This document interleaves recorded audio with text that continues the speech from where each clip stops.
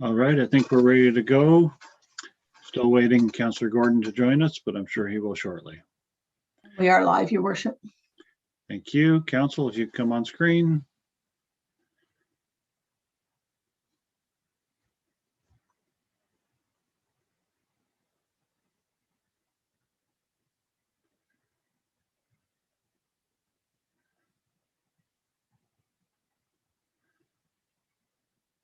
Thank you. With that, I will call the meeting to order, this committee of the whole for this Monday, July the 5th, starting at 6:30.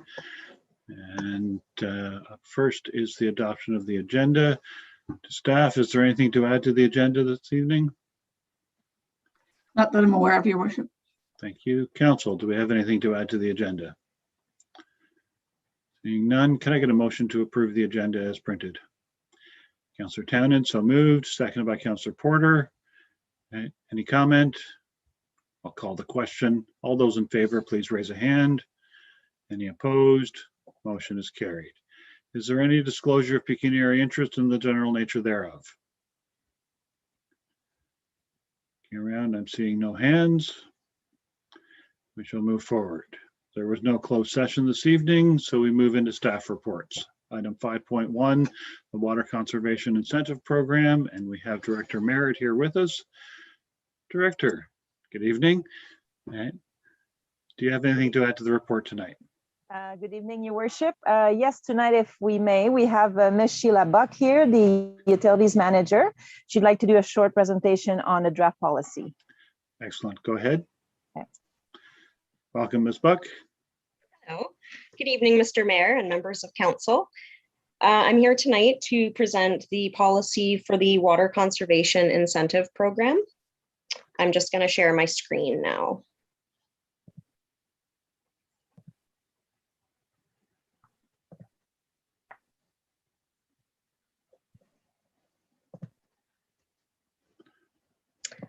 Can everyone see that okay?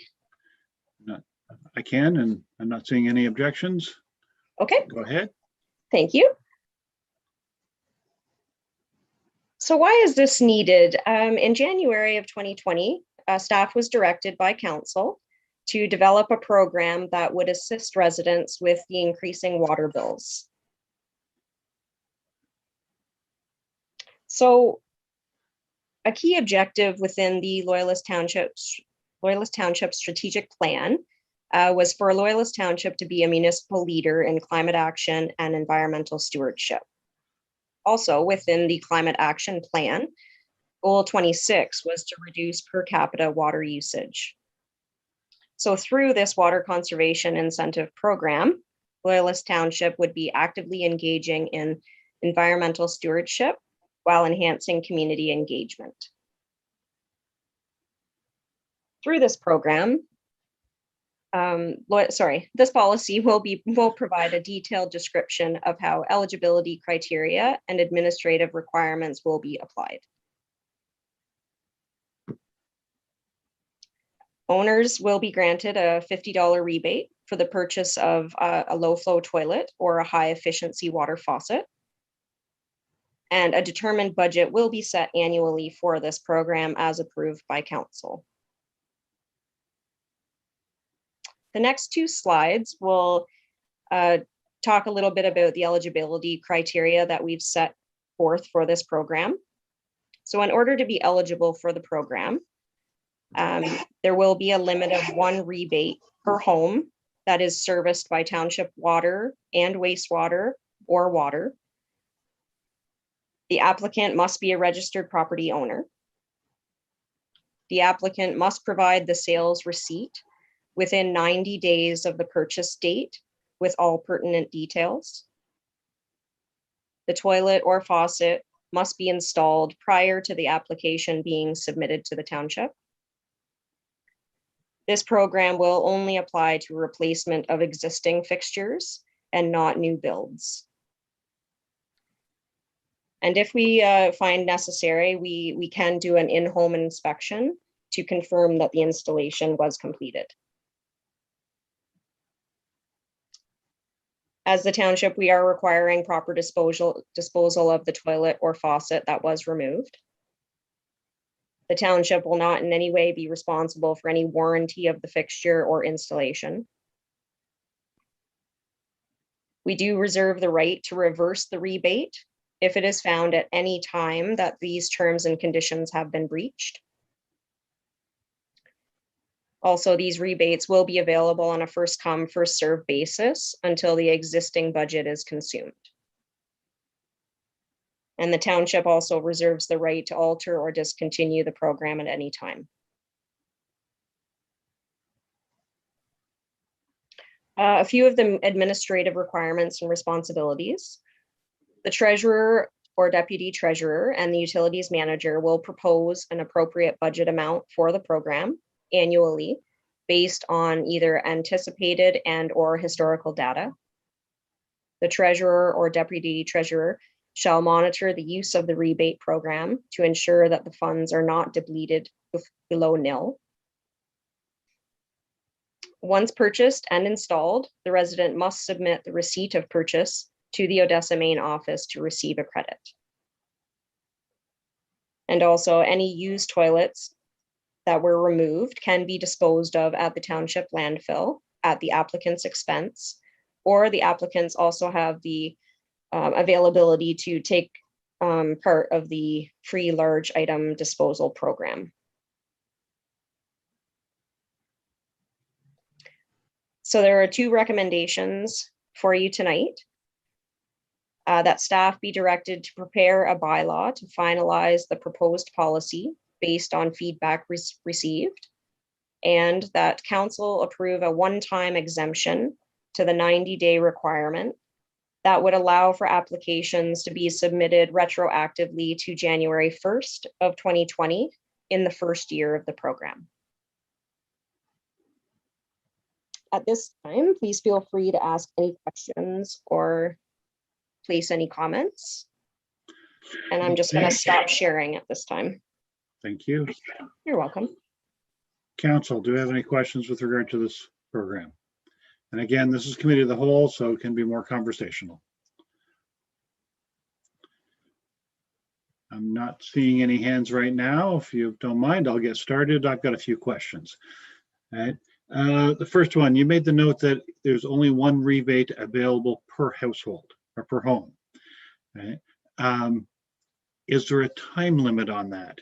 And my thought is that if someone makes a change this year, sells the home next year, and the next homeowner wishes to adapt a second bathroom or whatever, so it's one time forever for that particular residence?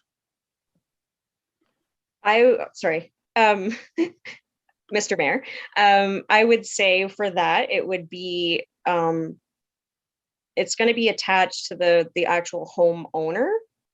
So I would think if the home, or like the homeowner changed hands, if that home was sold, then that next homeowner would also have that availability to use the credit.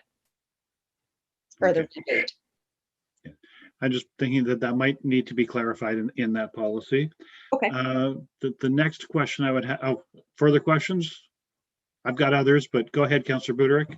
Sorry, so say for example, someone's on a budget and say they do a toilet one year and then they put it in and then they save up the money because they are tight financially and they were to do faucets the next year. Is that something that they cannot apply for?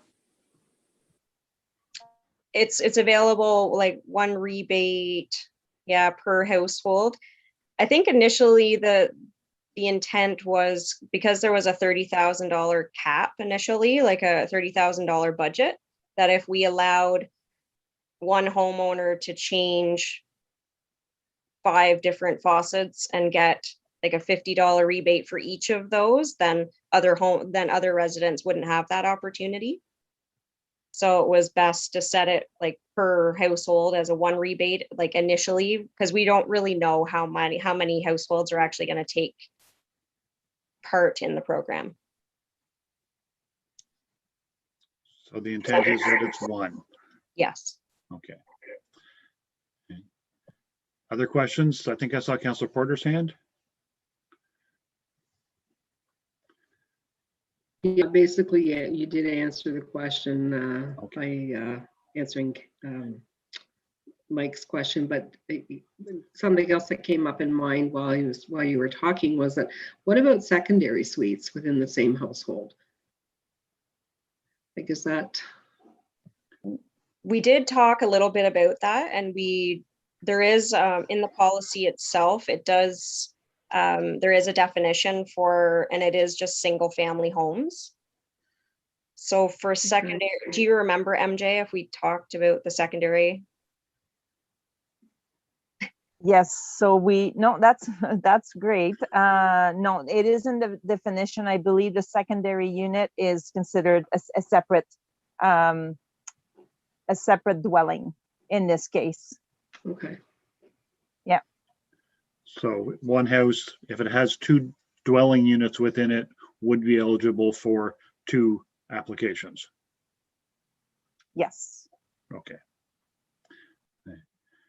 Other questions? I got a couple more. You made note of the sales receipt.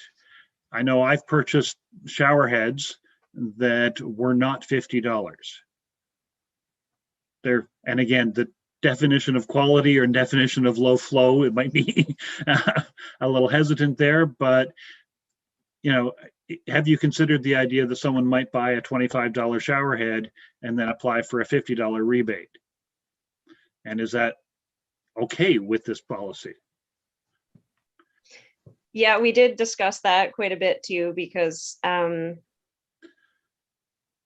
think, honestly, if I'm looking at it, I think the point is to help people and try to get people moving forward into low flow and that like higher efficiency water faucets. So I mean, in my opinion, if they get something on sale, then that's great for them. I mean, you know what I mean? I think I look at it that way, that if it doesn't mean that they have to spend $75 on a shower head in order, it doesn't have to be over the $50. It's just as long as it's a brand new faucet. We did make that distinction that it had to be brand new, and they can't buy it from a yard sale site or something. So I think that was fine with us with the policy. Okay. And if no one else has questions or haven't thought of them yet, you made the comment of existing fixtures. So if someone is hopefully going through the proper processes and getting a building permit, but adding a second bathroom, and they decide to apply a low flow toilet or a low flow shower head to that second bathroom, even in the case when they might not have done it for their principal bathroom, right? Would that still qualify or not? That's not an existing fixture. Yeah, and we were mostly looking at like renovations. So new additional bathrooms, or I guess that would be, nobody would put in a second kitchen. So additional bathrooms wouldn't be part of the program. It has to be them removing an old faucet and replacing it with an updated low flow or high efficiency. Okay, but you're not requiring any, I'll say, plumber's certificate to say that it was installed or anything like that. You're just looking at the cost of the fixture itself. That's correct. Okay. I do note Mr. Silver's hand is up. Mr. Silver? There we go. All right. Yes, so Director Merritt and I are having a discussion, texting, and I had mentioned something and then she would say, anyway, I'll say it. I would suggest that staff monitor the program and report back to council regularly and about the uptake of the program. And then council can decide about the different parameters of the program. We may be able to loosen them up a little if it's not being popular, which may make it more popular. So you can get a second toilet or you can get a second set of taps. So I think that I would suggest to staff that they monitor it and report back to council quarterly, even. Quarterly or biannually or semi-annually or whatever. Yeah. Yeah. Okay. council, we might want to set that in the policy as for how frequently they have to come back to us. Sure. Okay. Any other questions from council? I'll go to Councillor Porter. Yeah, this came to mind while you were answering Rick's question, actually. The receipts don't always show that it's low flow. Like when you go into Home Depot and buy a faucet, the receipt may just say faucet. So how are you going to, I guess you just have to have some trust and some, but how are you going to know is the question, or do you need to know? You're just going to trust the person's got a low flow faucet. That's a good point. We could ask for like paperwork that came with the faucet if their receipt doesn't show that. Like if the receipt doesn't show what the actual model name of the faucet was. I mean, I don't want to put work on anyone else, so I wouldn't want to say we would have to start Googling what the model number was to find that out. And I'm not suggesting you do. Yeah. That's a little bit benign. It was just a comment, and I don't suggest that you take that too seriously. But we can look at that as we're getting briefed on the progress of the program. If it's overwhelmingly successful and we run out of funds, maybe that's something that we can look at then. Yeah, that's a good point for sure. Thank you. And I don't know, my thoughts are, just getting in on the application form itself, have some kind of attestation to say, yes, it was. Again, I don't know how much we want staff to be policing this process. I would also think, and I'm just thinking out loud now, but later on, if we find out that it's not being adopted as much as we want, maybe we could even expand it to the, I'm not sure how we would do it. I was going to say expand it to the non-utility service users in the rural area. It's good for the environment for them to be doing this as well. I'm just not sure how we would give them a rebate if they're not on the bill. We'd have to basically give them cash. Anyway, other thoughts? Anybody? And if there's no further thoughts, we do have a recommendation, or two recommendations, to one, to go forward with the bylaw, drafting the final bylaw, and the second one is with regard to the retroactivity back to January 1. Anybody want to make that motion? Deputy, go ahead. I'd move to receive and adopt the recommendations. So moved. Seconded by Councillor Budrick. Thank you. Move or comment? Just briefly, I was going to comment to it earlier, but seeing how I have the opportunity now, I think this is a really good launching point. There's been a few items that are brought up for food for thought and a few things to monitor, but I think that goes with any new incentive that comes around. Is you have to get it started, and then you have to tweak it from there, basically, to make sure that it meets the need. And hopefully we have a great response on it. But as far as the funding, it wouldn't be the first time that, staff have come back and said it's been so successful that the funding is getting depleted and we look for savings in other places or whatever. But that's all things that can be done with a couple of jointly throughout the staff to be able to come back with some ideas on that as well. So I think this is a great spot, great area to get started from. Second, go ahead. No? Councillor Porter, you had comment? Go ahead. Yeah, I'm just wondering why retroactive to January 1st, 2020 as opposed to January 1st, 2021. Like that's like 17 months or 19 months instead of 7 months retro. Staff? I can answer that question Okay. through you, Mr. Mayor. Basically, because it was for the budget in 2020 that council recommended or asked staff to come up with a program. And with the pandemic hitting us at that point, and we had other priorities, so we don't want necessarily to not to provide residents for that opportunity if they did some changes in 2020. So that's why we had proposed that we go back to 2020. Okay. Anyone else have comment? Okay. To the mover and seconder, we had talked during the discussion about asking staff to provide semi-annual reports or quarterly reports. Would you consider it a friendly amendment to add in that to the motion? Yeah, we could add it semi-annual or as required. And seconder, okay with that? Does the clerk have clarity on the motion? Thank you. Yes? Okay. I couldn't see you. You weren't in the right spot for me. Okay. Any other questions or comments? Then we have the mover and seconder. I'll call the question. All those in favor, please raise a hand. Any opposed? Motion is carried, and I say thank you to staff. I know it's taken a while to get here. You've been very busy, but we appreciate you continuing with the efforts. Thank you. With that, we'll move to item 5.2, proposal to implement an administrative penalty system. And I believe the clerk.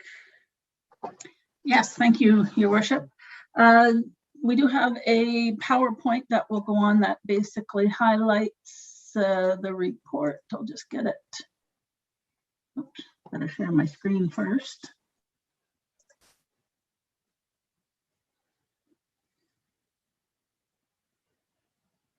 Is that showing okay now? I see administrative penalty systems. Does council see it? I'm seeing nods. Go ahead.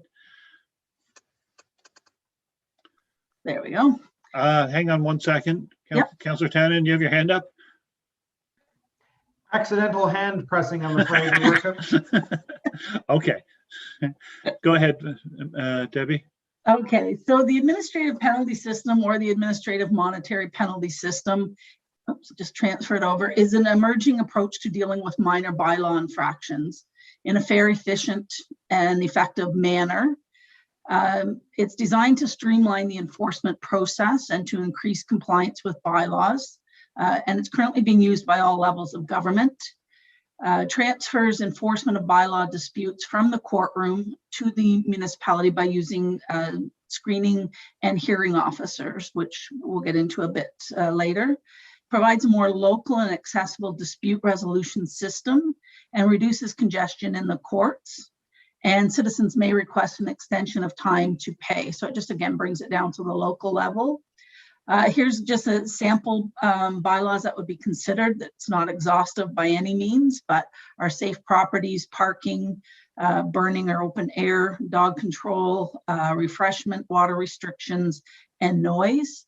Originally, it was meant more for, or was being used for mainly for parking bylaws, and it was probably geared more in the larger cities that were, you know, they had a number of parking tickets and would definitely clog up the court system. In Loyalist, we don't have an overabundance. We do have parking tickets, but it's not a burden on our system that we can see. But the intent of moving towards this administrative penalty system is that it can be now put out to the other bylaws. So the ones that are mentioned here are just some of them. The penalty notice is the same as a ticket, except that that it requires payment of a fine instead of a fine under the POA. So the municipal law enforcement officers would issue either in person, registered or regular mail, by fax if known, by email if we know, or placed on the vehicle. Penalty notices issued under this do not cost more than traditional fines, so it's not a means of money-making opportunity. It's just a change in the way that we're doing it, which is to bring it in under administrative rather than through the courts.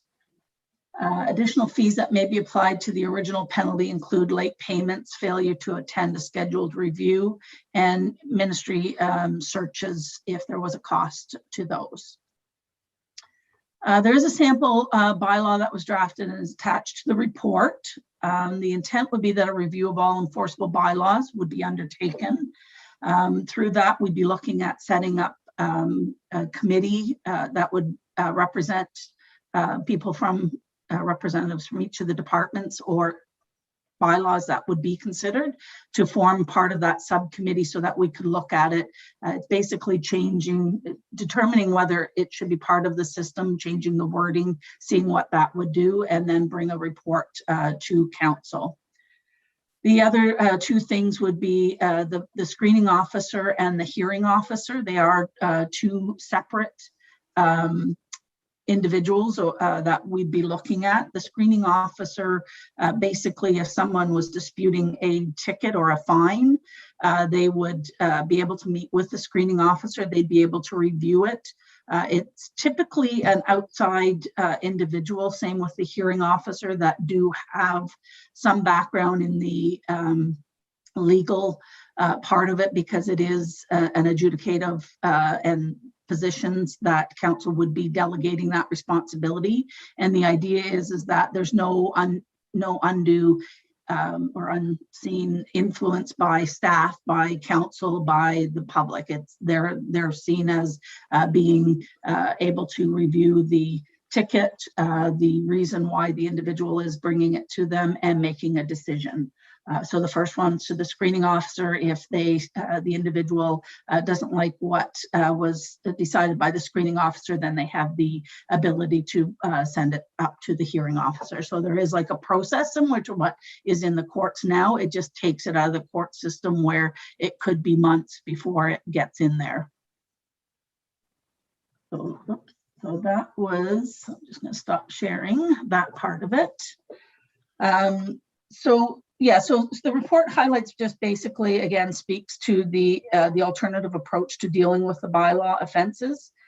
And it also allows the township for some items that they'd be able to place the fine on against the taxes if it's against the property. So say similar to what we're doing now in regards to safe properties, if we go in and do a cleanup, but we would be able to bill and then add it to and collect like taxes. A communication plan and an education component is huge in regards to something along these lines.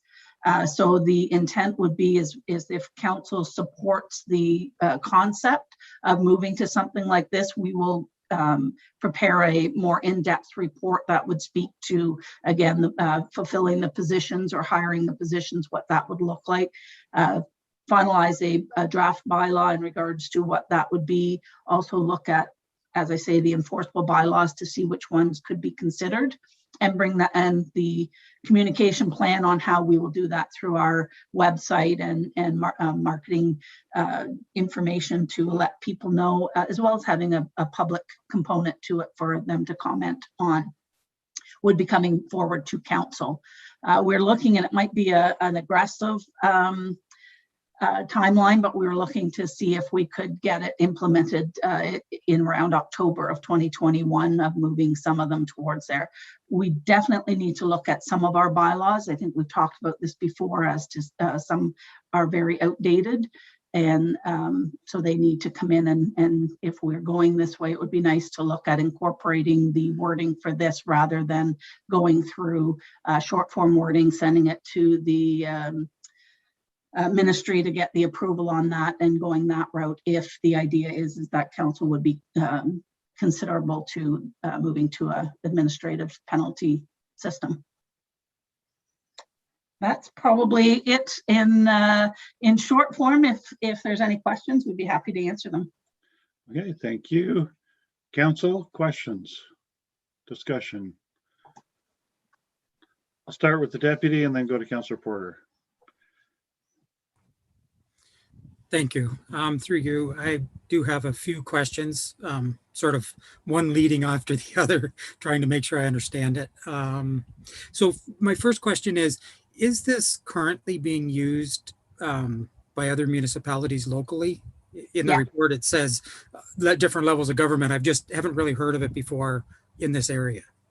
Kingston is definitely using it. Like I say, it was mainly put in originally for parking. So it was any municipality that had a number of parking tickets, although they did change the legislation to allow it to roll over to other bylaws, just because I think they saw the success of it in the larger municipalities.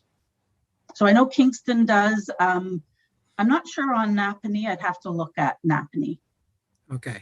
And so just to make sure I get a feel for the way it works.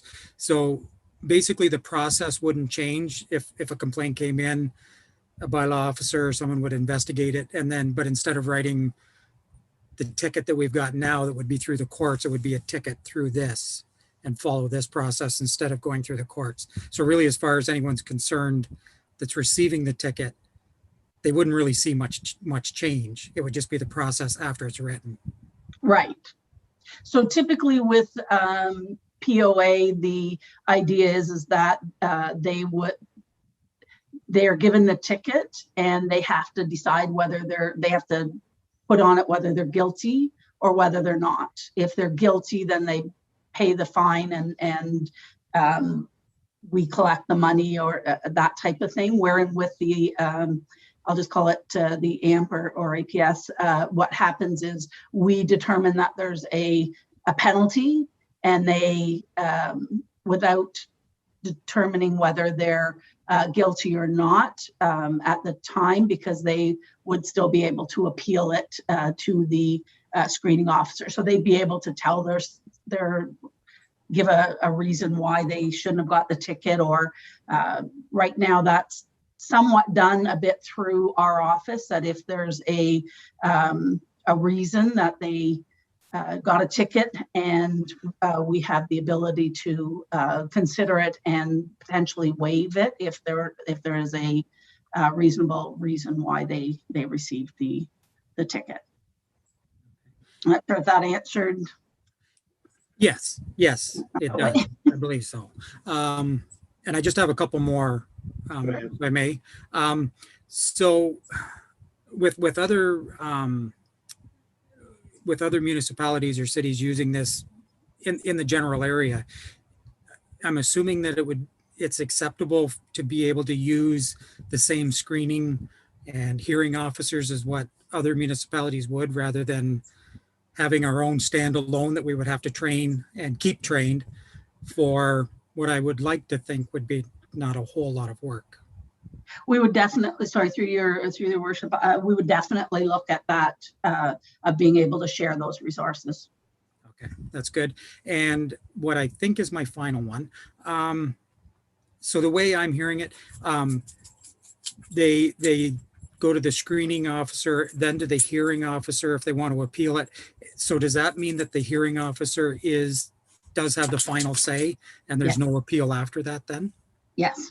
Okay. Okay, thank you. Okay. That's all for now. Okay, I believe Councilor Porter, you were up next.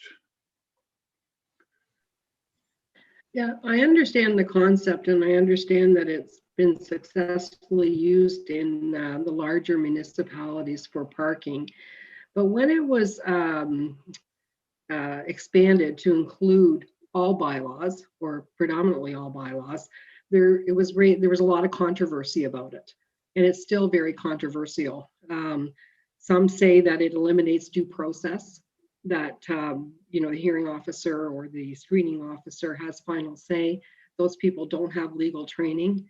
I mean, right now, the way it stands, if you disagree with the parking ticket or another bylaw infraction, you can go to a justice of the peace and explain your case, and the justice of the peace, who is highly trained legal mind, can make a decision. And if it is something substantial or another bylaw, you have the opportunity to have your say and your day in court in front of a judge who also is very highly trained and very hopefully a great legal mind. So, the reason for that is so that because everybody deserves due process. And I have a little bit inherently, for some bylaw infractions, the fines can be quite hefty. Now, I don't know in Loyalist Township if that's the case, but certainly in bigger centers, there can be significant fines, and I've heard of ones up to 20 and 25, 30, 40, $50,000 fines.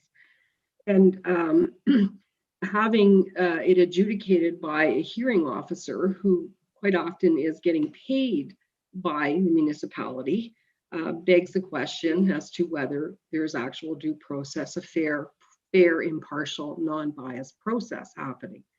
So I do have quite a bit of hesitation about the APS system. I do know it is, especially in particular in Toronto, it's highly controversial. And I'm just wondering, you said there was local municipalities that do it. Kingston, do they do it just for parking tickets, or do they do it for all their bylaws?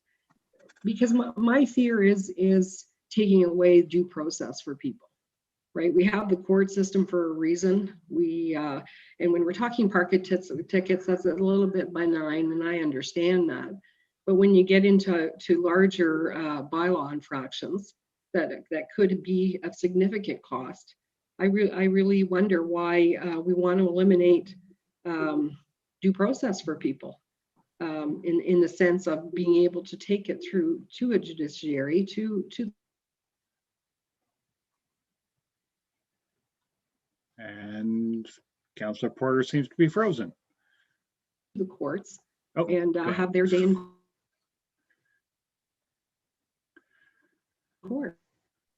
Well, anybody hearing, or did you hear the part about due process? Yes. Yes, we did. I think we got it clearly. Okay. Yep. Comments?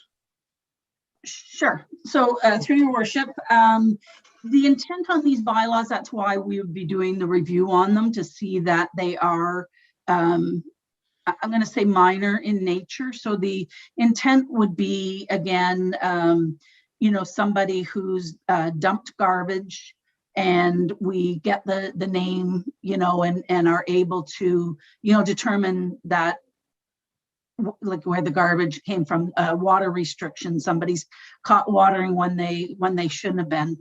So they're more, we'd be looking more at bylaws in that respect. The intent is that the APS or AMP is not to deal with items that would be, again, large $50,000 fines through Loyalist Township. But that's something that we would look at when we come back with a full report as to what we would recommend that we could look at. Okay, Councillor Porter. Okay. And if I may continue, I know it's an informal discussion. Absolutely. You're just frozen. Okay, if I may just continue the discussion. This is all for open discussion purposes. I'm not saying I'm opposed to it. I just feel it warrants debate and discussion. To me, it is a little bit of a slippery slope, in the sense that you mentioned somebody caught dumping garbage, right? They'd have to be caught red-handed, obviously, because you can't just, without due process, without going through the courts for something like that, issuing a ticket to somebody who you think may have dumped garbage, we can all see the problem with that and how that could be problematic, right? And somebody not being allowed their day in court, or to prove their innocence, or for us to prove their guilt, or whatever the case may be. It is a bit of a slippery slope, and it raises concerns in my opinion. Through your worship. So of course, tickets would only be issued if there is sufficient evidence that, an infraction has been done. So again, it's not a matter of not having, an officer wouldn't ticket without having the information. So again, parking, it's easy, they're parked there, the ticket goes on the car. Typically, if there was garbage dumped, we have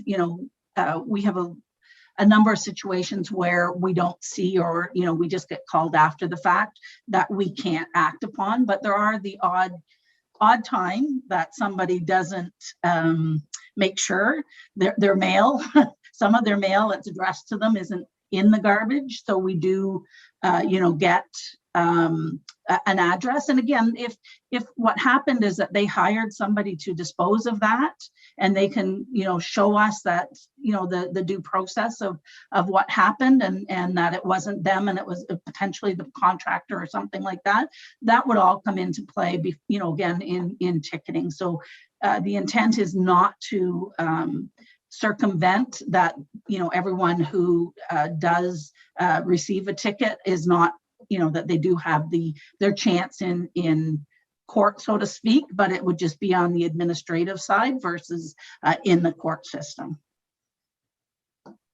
Okay. Okay, Councillor Porter?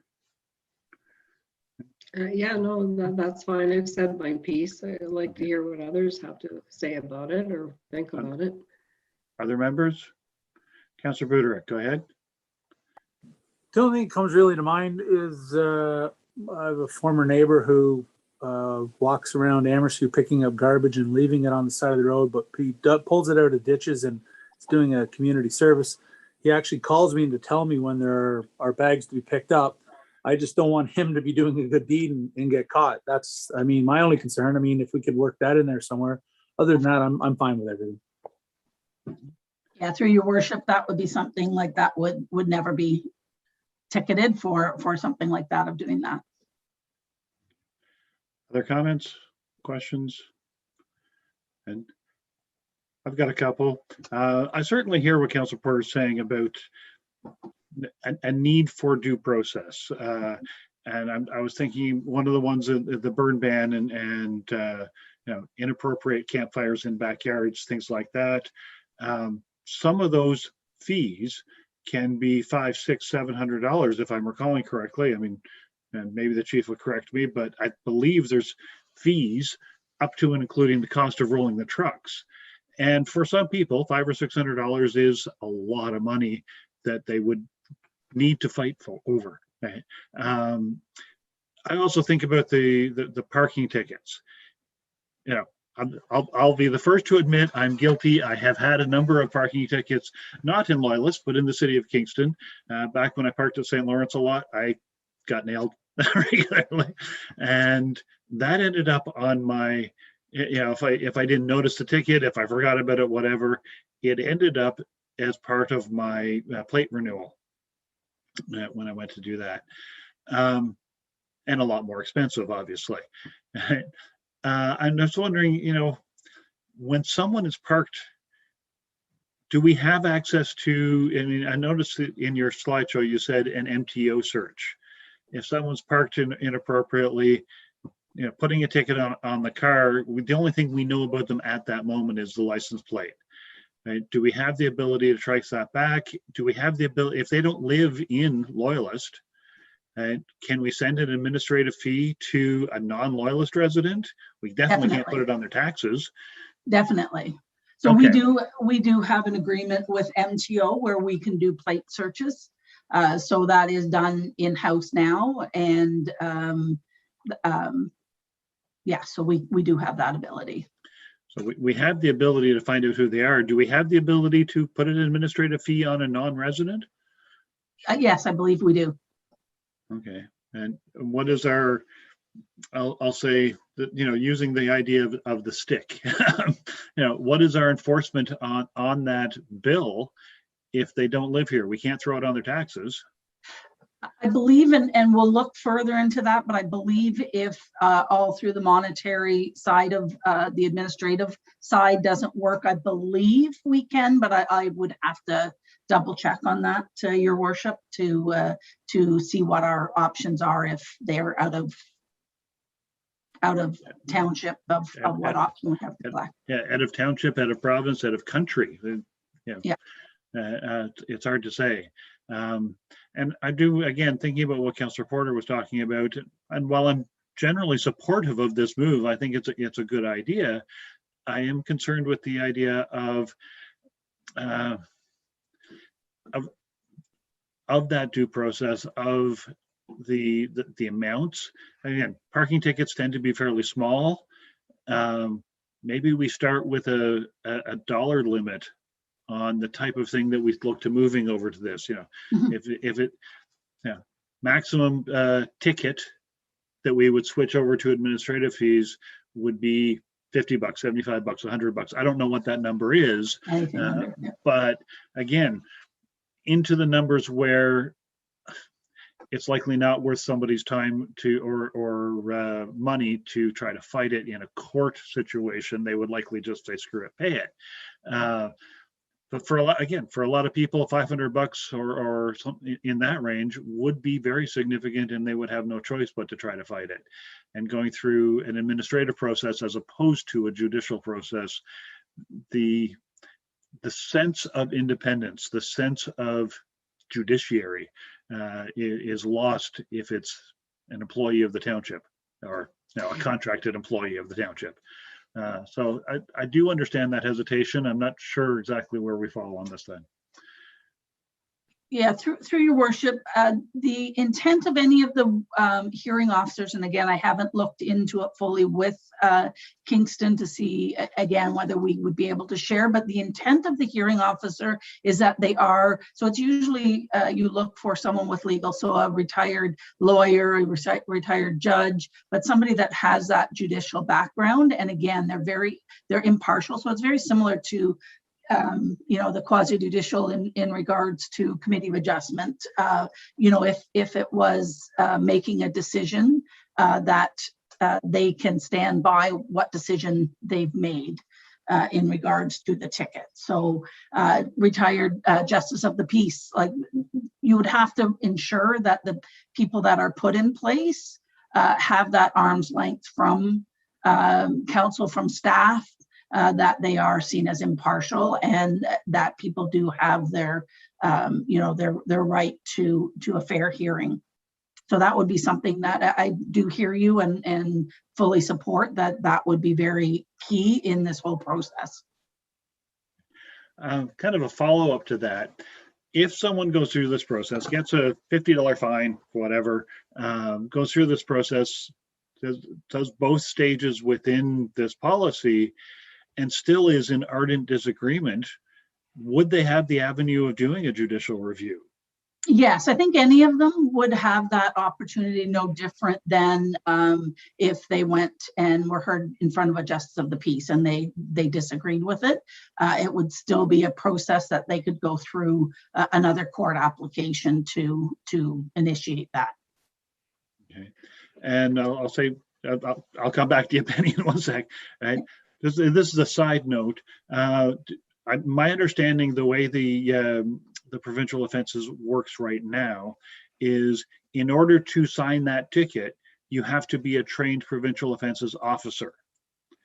Right? Would there be similar, I'll say, requirements for anyone who's issuing a fee under this type of program? We would still treat it. So we have extended our parking to some staff members to be able to issue parking tickets through. They're still provincial offenses officers, though, aren't they? They're appointed as provincial. So yes, it would be the same type of requirements under this program. Okay. They would have to be appointed. Yes. Okay. Let's say there's a sense of an appropriate officer to execute, if you know what I'm saying. Yeah. Yeah. Okay. And definitely even, sorry, through your worship, it depends on what the bylaw is and what the infractions are that we would be looking at, again, saying, should this be through this system, or should this, allow them to go through a court system? So that would all come as part of the review of the bylaws. Okay. Sorry, Penny, you had a comment in there somewhere? Yeah, just a couple more things. I definitely could support it if there was a cap on the dollar amount of fine that we could use this system for. But I would like you to confirm and verify, because it kind of contradicts an earlier statement made that the hearing officer would have the final say. So if you wouldn't mind, before the bylaw is presented or before it comes back to council, that is verified, that if somebody disagrees with even the hearing officer, they do have the ability to then go on to court with it. So we need to talk about it. The other thing, and this is just a brief comment, is anybody that's being paid by an organization, regardless of whether through its contracting or whatever, cannot be arm's length. They are not considered arm's length if we are paying, whether it be a retired justice of the peace, retired lawyer, whatever. If they are receiving monetary gain from the municipality, it is not considered arm's length. And there is, whether it is or isn't, there is a perception out there that when you're getting paid by an organization, the best interest of the organization is what you will take into account, and that's across the board with any kind of process. Others with comments? I'm seeing no other comments. And I think we've given you some ideas and more research to do, et cetera, certainly. We do have a recommendation that asks for endorsement in principle and a direction to provide a comprehensive plan. Council, how are you feeling about that recommendation?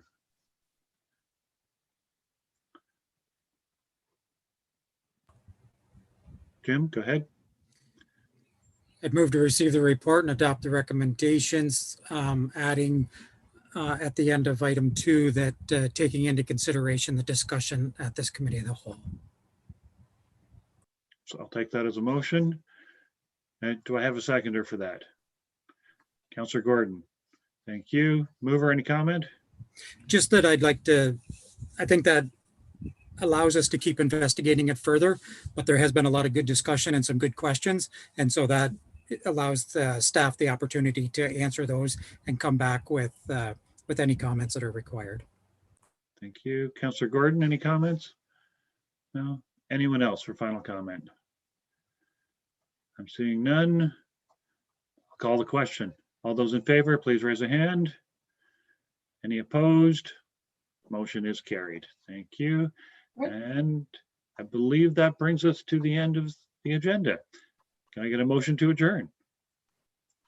And Councillor Buderick, second by Councillor Gordon. And any comment? Call the question. All those in favor, please raise a hand. Any opposed? Motion is carried. We are adjourned, and we're in time to see the game. Have a good night, folks.